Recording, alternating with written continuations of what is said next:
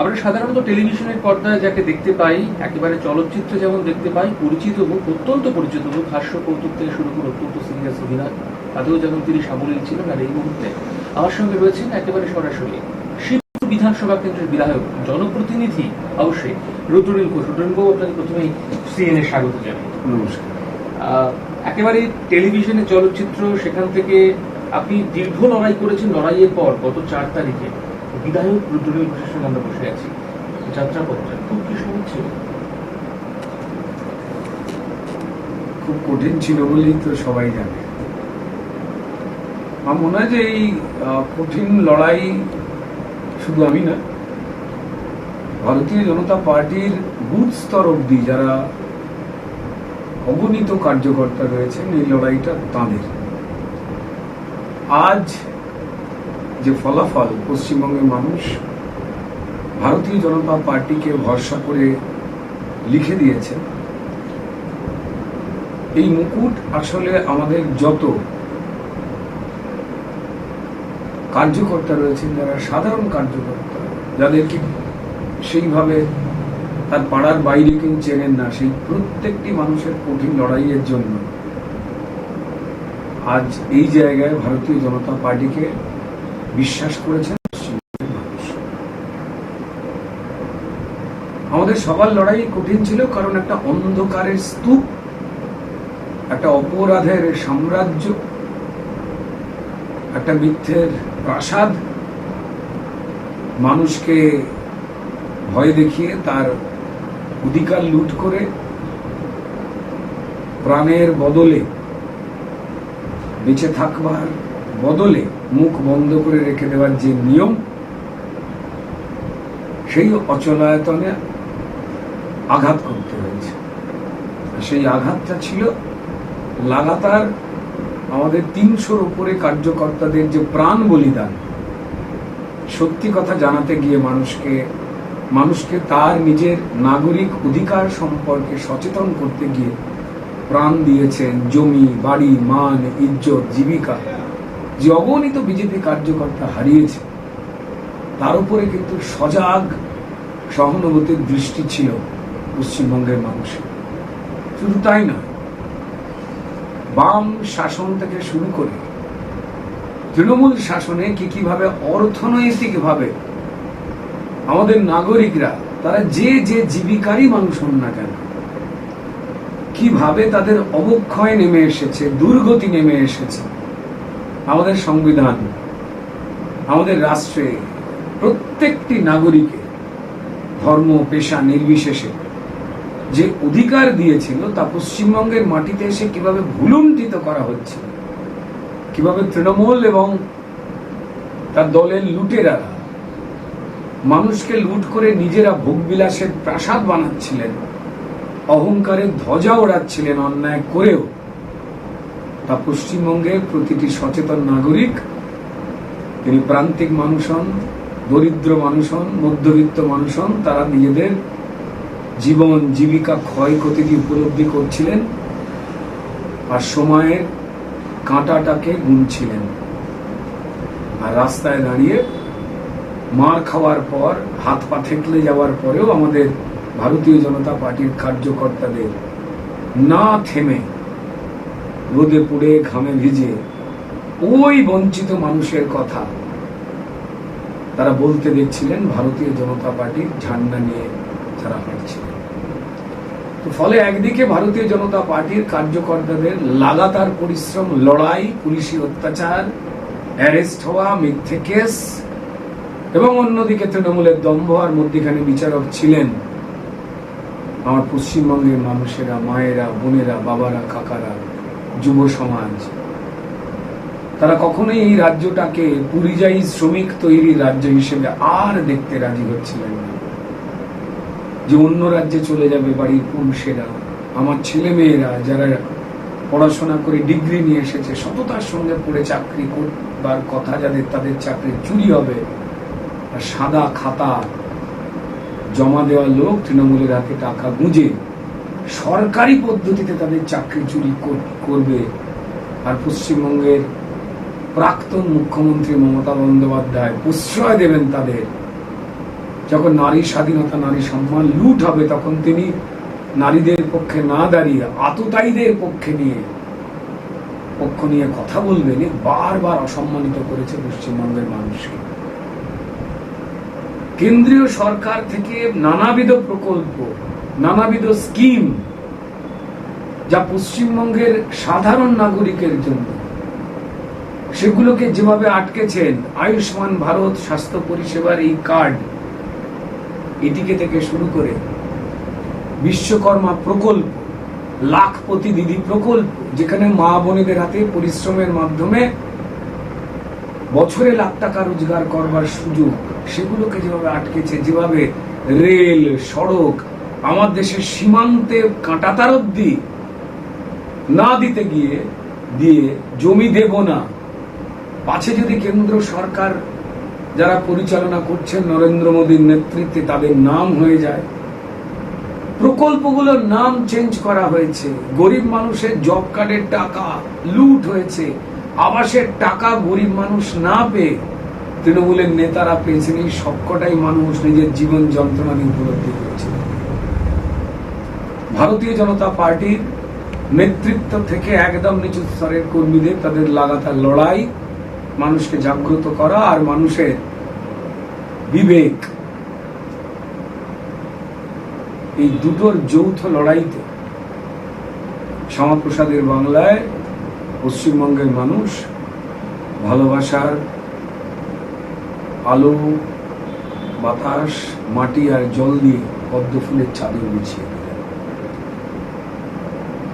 আমি ধন্যবাদ জানাবো পশ্চিমবঙ্গের প্রত্যেকটি মানুষকে, যারা এই কঠিন সময়ে 2026-এর ভোটটাকে অন্যান্য ভোটের মতো ছুটির দিন না ভেবে, যেমন চলছে চলুক, আমি আজকে ছুটির দিন কাটাবো পরিবারের সঙ্গে, প্রতিবেশী ভোট দেবে, যা হচ্ছে হবে, এটা আর না ভেবে, ভোট নয়, তাই ভবিষ্যৎ গড়বার বোতাম হিসেবে পদ্ম ফুলকে বেছে নিয়েছিলেন দল মত নির্বিশেষে। আবার বলছি, দল মত নির্বিশেষে তাদের শতকোটি প্রণাম।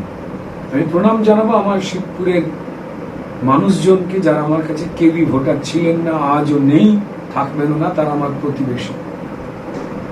আমার বাবা মা শিক্ষক ছিলেন, তারা গত হয়েছেন। বাবা চিত্রশিল্পী ছিলেন, মা সঙ্গীত চর্চা করতেন এবং তার সঙ্গে সঙ্গে সারাক্ষণ কার কি হলো বিপদ আপদে সামাজিক কাজ করতেন। সংস্কৃতি চর্চা, রাজনীতি, সোশ্যাল ওয়ার্ক, এগুলো করেই বড় হওয়া, একই সঙ্গে, আলাদা আলাদা কোনো সাবজেক্ট নয় এটা আমার কাছে। যা যা শিখিয়েছে, নাট্য চর্চা করেছি আমি আমার হাওড়ায় পদক্ষেপ করে নাটকের দল, এই সবকটা এই মাটি দিয়েছে। এই মাটি থেকে পাওয়া শিক্ষা নিয়ে আমি পশ্চিমবঙ্গের মানুষের আশীর্বাদ নেওয়ার সুযোগ পেয়েছি। যে দু একজন আমায় চেনেন, জানেন পশ্চিমবঙ্গে বা ভারতবর্ষের বেশ কিছু মানুষ আমায় চেনেন, জানেন, সেটা এই মাটি থেকে পাওয়া শিক্ষা নেই। তারা যন্ত্রণা, সঠিক রাস্তাঘাট নেই, ড্রেন, নিকাশি ব্যবস্থা বেহাল, কর্পোরেশন সিস্টেম পরিকল্পনা করে তৃণমূল 2018 সাল থেকে বন্ধ করে কার্যত ডাস্টবিনের চেহারা দিয়েছে এই 500 বছরের পুরনো শহর। রোগ জীবাণুতে মানুষ ভুগছে, বৃষ্টি হলে হাঁটুর উপরে জল, ময়লার জল রান্নাঘরে, কারখানাগুলোর ভেতর ঢুকে পড়ছে একটা শিল্প নগরী, সেখান থেকে জীবন জীবিকা রোজগারটাকে বন্ধ করে দিয়েছে।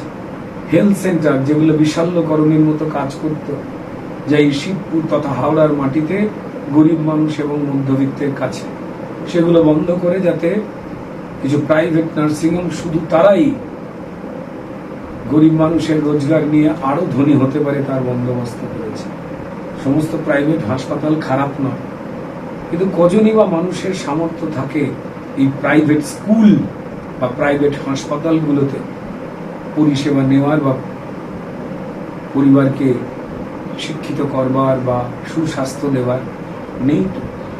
সুপরিকল্পিতভাবে তৃণমূল এগুলো বন্ধ করেছে, মানুষ এগুলো তাকিয়ে তাকিয়ে দেখেছে। শিবপুরের মানুষ যন্ত্রণায় রয়েছে। যারা জানেন শিবপুর সম্পর্কে, এখানে একদিকে যেমন রবীন্দ্র নজরুল সন্ধ্যা হয় প্রত্যেক পাড়ায় পাড়ায়, ঠিক তেমনি সেই পাড়ারই প্রত্যেকটা ছোট ছোট ঘর থেকে ঘাটাঙ্ঘাট করে লেদ মেশিনের আওয়াজ আসে। এই সবকটাকেই বন্ধ করে দেওয়ার পরিকল্পনা হয়েছে। তারা তাকিয়ে রয়েছেন, তারা অনেক প্রত্যাশা নিয়ে পশ্চিমবঙ্গে যেমন ভারতীয় জনতা পার্টি সরকার গড়ে দিয়েছেন, আশীর্বাদ দিয়েছেন, ভরসা দিয়েছেন যে অন্য কোনো রাজনৈতিক দল নয়, লুটেরা তৃণমূল, সুন্দর সুন্দর গুছিয়ে মিথ্যে কথা বলতে পারা বামেরা বা দিশাহীন কংগ্রেস, তারা নয়, একমাত্র বিজেপির হাতেই আমরা আমাদের ভবিষ্যৎ গড়বার দায়িত্ব দেব। তাই আমি কৃতজ্ঞ আমার শিবপুরবাসী যারা রয়েছেন তাদের উপর।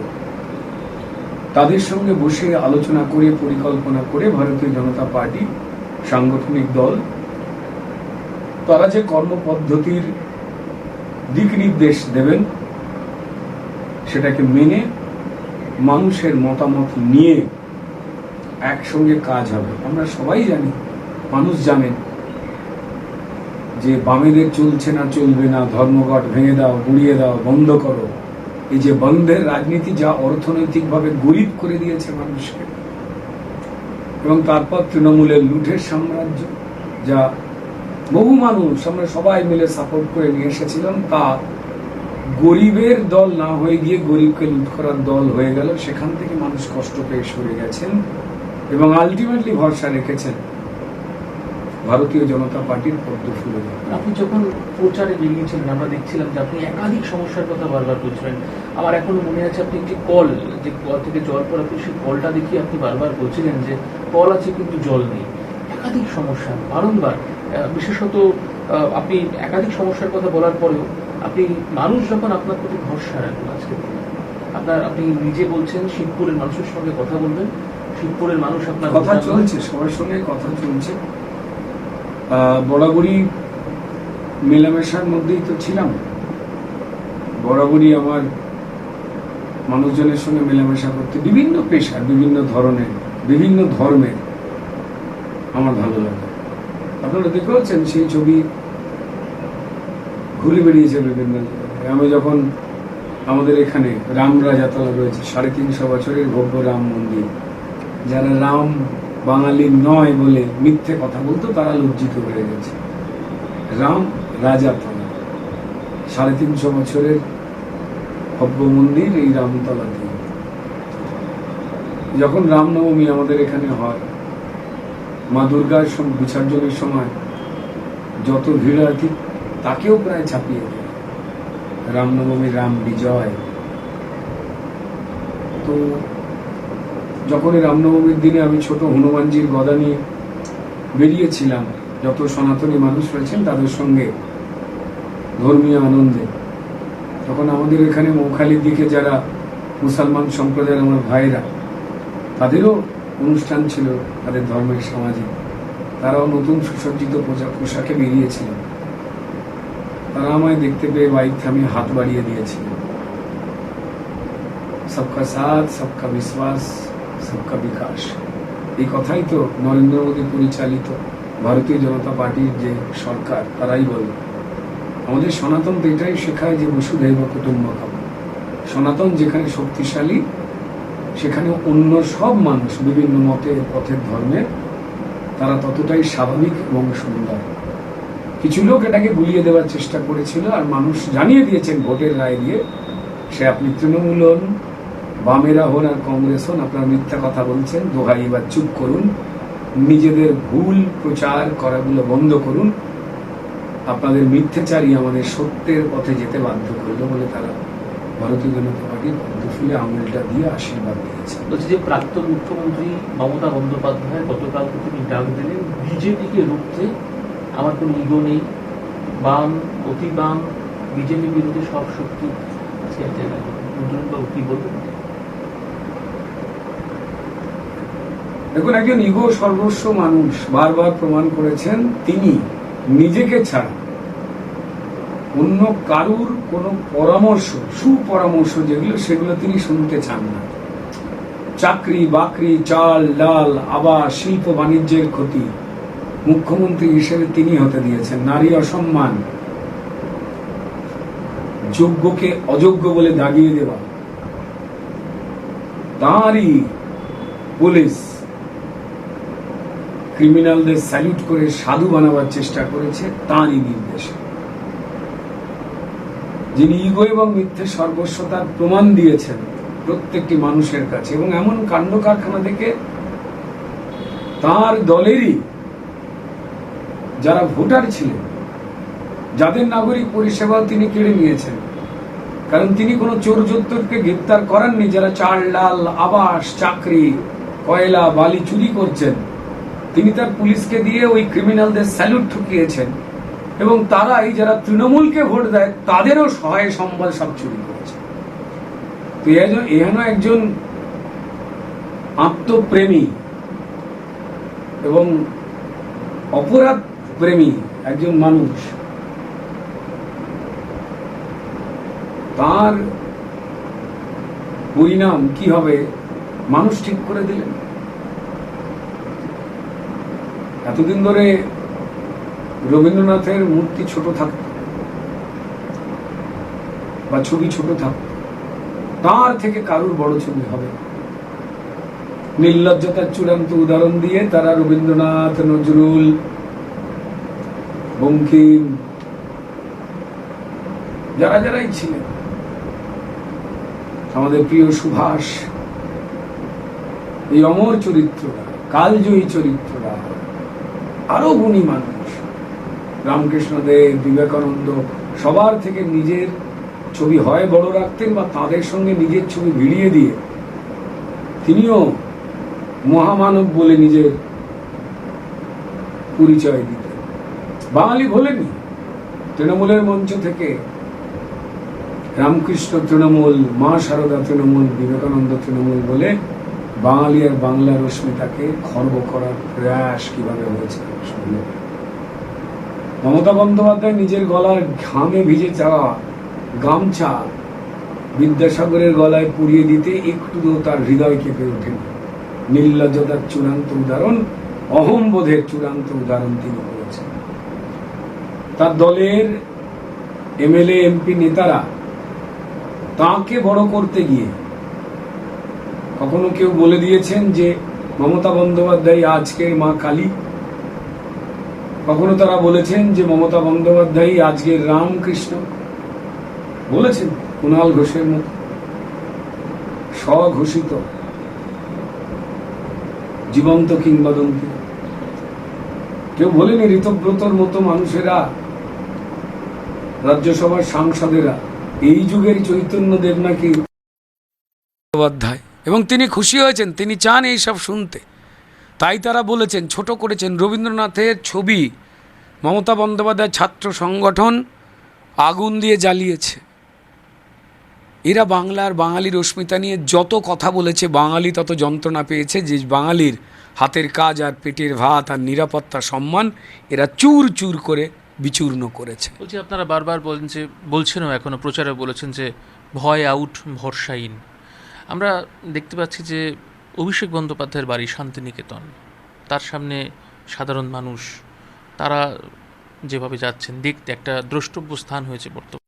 মমতা বন্দ্যোপাধ্যায়ের বাড়ির সামনে যেভাবে বিক্ষোভ কর্মসূচি চলছে, এগুলো কিসের বহিঃপ্রকাশ বলে আপনি মনে করেন? ঠিক এতক্ষণ ধরে যে যে কথাগুলো বললাম, ঠিক যে উপলব্ধি থেকে পশ্চিমবঙ্গের আপামর মানুষ, যন্ত্রণায় থাকা পশ্চিমবঙ্গের জনগণ, যারা অপমানিত হয়েছেন, বারবার নাগরিক পরিষেবা চেয়ে চেয়ে দেননি, চুরি এবং তারপর দম্ভ, অহংকার, অহংবোধ, সত্যি কথা বললে জেলে পুরে দাও, মিথ্যে কেস দিয়ে দাও, শ্লীলতাহানির কেস দাও, মার্ডার কেস দাও।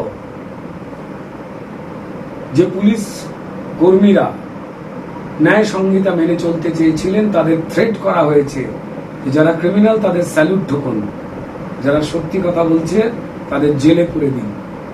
তারাও চেয়েছিল এই অচলায়তন, এই অরাজকতার প্রাসাদ ভেঙে চূর্ণ হোক।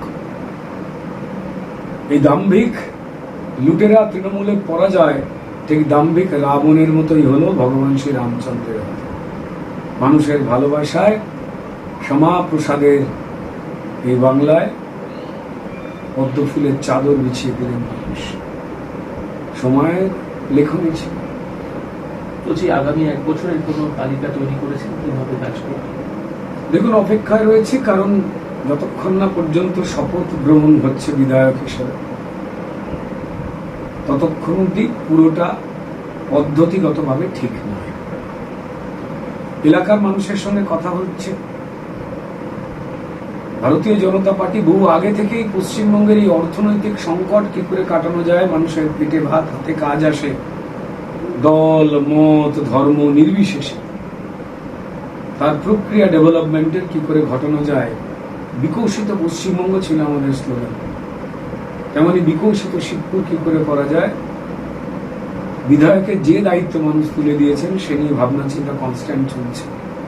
এলাকার যারা প্রবীণ মানুষ রয়েছেন, অভিজ্ঞ মানুষ রয়েছেন, মা বোনেরা রয়েছেন, তাদের পরামর্শের জন্য একটা কমিটি বানাবার কথা আলোচনা চলছে, যাতে সরকারিভাবে যে যে কাজগুলো হবে তার সঙ্গে সঙ্গে লোকাল যে সমস্যা যা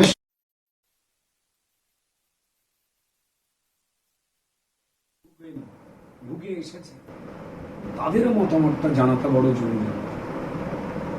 ভারতীয় জনতা পার্টির যে সরকার পশ্চিমবঙ্গে, তা মানুষের সরকার, সচেতন মানুষের সরকার, নিরপেক্ষ মানুষের সরকার। তাই তাদের নিরপেক্ষ মতামতটা বড় গুরুত্বপূর্ণ। স্বাস্থ্য পরিষেবার দিকে জোর দিতে হবে। হেলথ সেন্টারগুলো যা গরিব মানুষ এবং মধ্যবিত্ত মানুষ, প্রায় 3-4টে হেলথ সেন্টার রয়েছে আমাদের এই শিবপুর বিধানসভায়, কার্যত সেগুলোকে অচল অবস্থায় নিয়ে এসেছে তৃণমূল। সেগুলোকে বাঁচিয়ে তুলতে হবে, শক্তিশালী করতে হবে, কারণ এগুলোই লোকাল মানুষের কাছে বিশাল্যকরণীয়। বড় লোকদের বড় বড় জায়গায় চিকিৎসা করবার সুযোগ তো সবার মেলে না। শেষ করে বাম এবং তৃণমূলের পাল্লায় পড়ে যেভাবে মানুষের রোজগার তলানিতে গিয়ে ঠেকেছে, যতক্ষণ না পর্যন্ত আবার নতুন শিল্প উদ্যোগ যেটা আনতে আমরা বদ্ধপরিকর, কারখানাগুলো যেন আরো ঝনঝন করে আওয়াজ দিক যে আমরা বাড়ছি, আমরা শক্তিশালী হচ্ছে। কারণ একটা সময় এই হাওড়া হুগলির শিল্পাঞ্চল ভারতবর্ষের অর্থনীতিকে বিরাট সাহায্য করেছে মজবুত করার কাজে। অনেক অনেক কাজ, কারণ অনেক কাজ হয়নি, করেনি, বঞ্চিত করেছে তারা। নিজেরা লুট করতে এতটাই মত্ত ছিল। মানুষ জানেন যে এক লহমায় বা এক ঝটকায় সেটা কালকেই করে দেওয়া সম্ভব নয়। প্রাসাদপম দুর্নীতি এবং ভুল কিছু নির্মাণ, সেগুলোকে ভাঙতে যে সময় লাগবে, একটা পদ্ধতি লাগবে। সম্মানীয়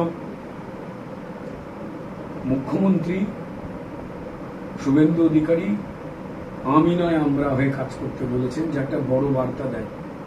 সেই বার্তাকে মাথায় রেখে মন্ত্রিসভার 5 জন বিধায়ক শপথ নিয়েছেন, আরো বাকিদের শপথ নেওয়া বাকি, বিধায়কদের শপথ নেওয়া বাকি, এবং দপ্তর বন্টন বাকি। বা বিভিন্ন সরকারি প্রতিষ্ঠান, হাওড়া কর্পোরেশনের মতো একটা গুরুত্বপূর্ণ প্রতিষ্ঠান যা লোকাল সমস্যাগুলোকে সমাধান করবার ক্ষেত্রে একটা বড় ভূমিকা নেয়। HIT, হাওড়া ইমপ্রুভমেন্ট ট্রাস্ট, যা আর একটু বড় পরিকাঠামোগত উন্নতি করবার ক্ষেত্রে গুরুত্বপূর্ণ ভূমিকা নেয়। এই সবকটিকেই সচল করবার মতো পদ্ধতিগতভাবে যা আইন বলে, সংবিধান বলে, নিয়ম বলে, সেটাকে মেনে সেইখানে যাতে পরিচালন কমিটিগুলো সঠিকভাবে তৈরি হতে পারে, সেটাকে আগে সাজাতে হবে, তারপর পুরো সিস্টেমটাকে সচল করতে হবে। এটা একটা নিয়মের তো বিষয়। আমরা তো তৃণমূল নই যে গাজোয়ারি করে নিজেদের ইচ্ছা মতো যা খুশি নিয়ম ভেঙে দেশে যখন খুশি করে দেব। মানুষের প্রত্যাশা অনেক, কারণ মানুষের অভাব বাড়িয়েছে তৃণমূল অনেক। আগে বামেরা, তারপর তৃণমূল। এখান থেকে বেরোতে গেলে এই পদ্ধতিগত এই কাজগুলো হয়ে যাওয়ার পর ধাপে ধাপেই সবটা করা হবে। হাওড়ার শিবপুরে প্রচুর জায়গা আছে যেখানে রেল লাইনের জন্য মানুষের যাতায়াতের একটা দীর্ঘ অসুবিধা হয়। রেলের সঙ্গে কথাবার্তা বলে সাবওয়ে বা ওভারব্রিজ করবার পরিকল্পনা, কারণ কেন্দ্রীয় সম্পূর্ণরূপে আলাদা দপ্তর এটি রেল, সেটা কি করে করা যায় ভাবতে হবে। কারণ প্রচুর মানুষ দুর্ভোগে, কেউ কেউ ভাবেন তো জমি বিক্রি করে অন্যদিকে উঠে চলে যাবেন। এই যন্ত্রণা তো লাঘব করার চেষ্টা করা উচিত। এরকম বহু কাজ রয়েছে। তবে হ্যাঁ, সময়ের সঙ্গে সঙ্গে ক্রিমিনাল আর পুলিশকে এক টেবিলে বসে চা খাওয়াতে যেভাবে বাধ্য করেছিলেন মমতা বন্দ্যোপাধ্যায় মুখ্যমন্ত্রী এবং পুলিশ মন্ত্রী হিসেবে, সেটা কালের নিয়মে এমনিতেই সেটা ভেঙে যেতে শুরু হয়ে গেছে। আমাদের যারা পুলিশ কর্মীরা রয়েছেন তারা স্বচ্ছতার সঙ্গে নিয়মনিবর্তিতার সঙ্গে কাজ করতে চাইছেন, আশার কথা। আর শেষ প্রশ্ন করি, সেটা হচ্ছে যে আপনি বিধানসভায় যাবেন, আগামীকাল আপনাদেরকে বিধানসভায় যাওয়ার কথা বলা হয়েছে। বিধানসভা ভবন একটা ঐতিহাসিক ভবন, বিধানচন্দ্র রায় যে বিধানসভায় বসতেন, জ্যোতিবর্ষী বিধানসভায় বসতেন, সেই বিধানসভার একজন সদস্য এই রুদ্রনীল ঘোষ। এই ঐতিহাসিক এই বাড়িটা, ব্রিটিশ আমল থেকে যে বাড়িটা আমাদের রাজ্যে রয়েছে, যার জন্য এত লড়াই, এত কিছু, এই বাড়িটায় আপনি ঢুকবেন, কতটা আবেগাপ্লুত আপনি? দেখুন, মানুষের জন্য নিয়ম আর আইন তৈরির জায়গা ওই পবিত্র ভূমি। মমতা বন্দ্যোপাধ্যায় যেটিকে ভাঙচুর করেছিলেন, সেই পবিত্র স্থানে পা দেওয়া মানে বড় দায়িত্বের প্রতি শপথ নেওয়া। এমনি শপথ তো আছে। ফলত ক্ষমতা আর দায়িত্ব এই দুটোর তফাৎ যেভাবে গুলিয়ে দিয়েছিল তৃণমূল, সেখান থেকে স্পষ্ট দায়িত্বের জায়গায় আসতে হবে ভারতীয় জনতা পার্টি। এটাই নিয়ে দায়িত্বের গায়ে যখন অহংকারের হাওয়া লাগে তখন সেটাকে ক্ষমতা বলে। ক্ষমতা শব্দটাই এমনিতে বড়ই গোলমেলে, তার থেকে দূরে থাকা উচিত। দায়িত্ব মানুষ দেয়, দায়িত্ব রাষ্ট্র দেয়। রাষ্ট্র নির্মাণের কাছে এই কাজেতে সবারই সচেতন হয়ে চলবার অভিপ্রায় রয়েছে। যারা ভারতীয় জনতা পার্টির বিধায়ক হয়েছেন মানুষের আশীর্বাদে, তারা সবাই পা ফেলবেন সেখানে, যাতে একসঙ্গে বিকশিত পশ্চিমবঙ্গ করা যায়।